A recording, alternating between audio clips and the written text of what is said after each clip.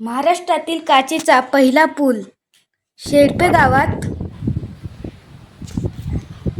नाथने धबधबा वैभववाडी येथे आहे.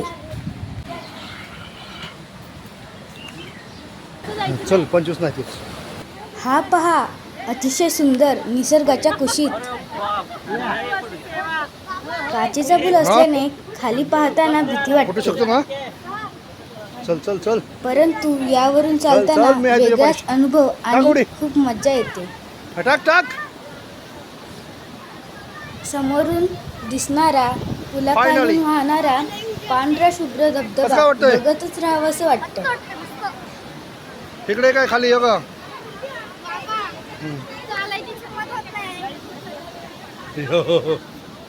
काय होते. चल काय नसते. खाली बघायचं नाही.